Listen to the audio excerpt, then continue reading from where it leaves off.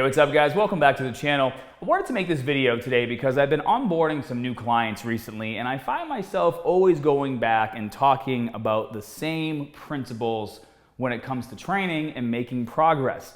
Now, of course, there's a lot of different ways to train out there, and I'm not saying that any one in particular training method is the best method, because there's lots of different ways to train if you want to build muscle. If you want to do push-pull legs, if you want to do full body, if you want to do a 5-day split, upper, lower, whatever works for you, that's great, that's fine. Figure out what kind of split best fits your schedule. But when it comes to building mass and the exercises that you're picking, that's where there is a right and wrong way to do things. And whenever I onboard new clients, it's like this conversation always comes up, and that's why I thought it'd be great for a video topic, especially nowadays where we are just so bombarded every single day, no matter what platform you're going on, whether it's Snapchat, YouTube, Instagram, TikTok, Facebook. No matter where you go, you're always going to find an abundance of information. In fact, so much information that it's actually a bit of information overload. And most of you guys I know just don't have the time to sift through it all to try to figure out what's good and what's not good. Because when it comes to fitness, the only real way you're going to be able to test if something is good is to spend 6 to 8 weeks doing it and then evaluating your progress at the end of that journey.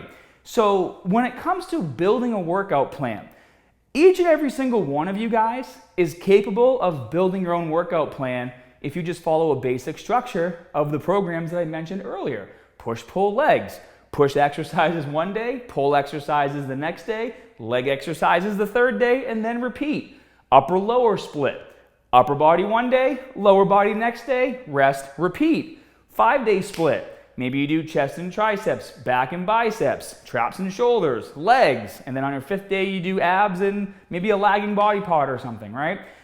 You guys know which exercises work. In fact, you can just kind of go online and just watch old school bodybuilding videos like pumping iron. Look at the exercise selection that they're using. You don't see 90% of the garbage that's on these platforms now, where people are literally making up exercises just to have content for that day. Keep it simple, stupid. That's what you should be living by when you're going to the gym. You will never outperform, say, a dumbbell bench press by doing cable flies.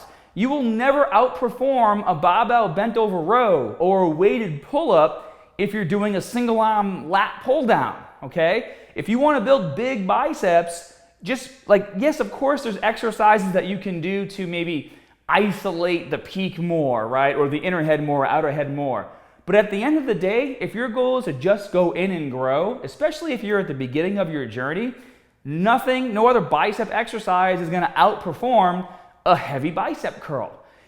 It's these traditional exercises that have stuck around for years and years and years, and they stick around for a reason, because they are the foundation for your workout. Even as you move forward, it's okay to bring in isolation exercise, and it's okay to experiment with things, as long as you have the mindset of, I'm never going to spend just as much time doing, say, a cable fly as I do doing a barbell bench press. If anything, if you're going to the gym and you only have 45 minutes to train, I'd rather you do 10 sets of a barbell bench press than stopping at 3 sets and figuring out what kind of fly variations you need to do, right? Like, we have in our heads that when we go to the gym and train, like, we're actually isolating certain areas of our body by doing these isolation type exercises where, yeah, to a degree, we're placing more emphasis on certain areas, but overall growth is going to only happen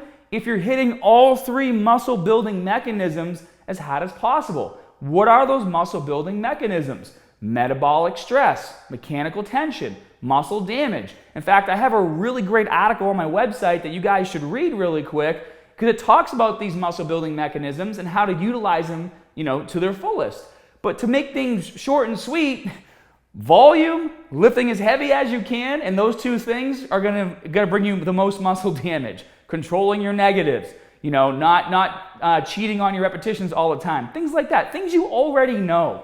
So I guess the moral of this video and the message that I want to deliver to you guys is maybe you're just starting to train, or maybe you saw this video and you've been training for a while already and you just needed a reminder that it's the basic foundational exercises that are going to give you the most growth, and you need to just go back to your workout program and kick all the crap out of there that you don't need and focus on all the exercises that are going to allow you to lift as heavy as possible. Like another thing, right? Like you're never going to replace a squat with a leg press. I don't care if you can load 1,000 pounds on a leg press. There's a reason why you can load 1,000 pounds on a leg press and barely squat ass to grass 225. Like, it's not because you're stronger on the leg press, it's just the mechanics of the exercise.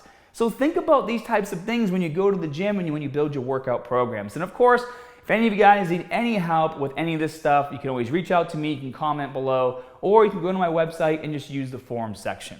Hope you guys enjoyed the video, and as always, more good stuff coming soon. See you guys.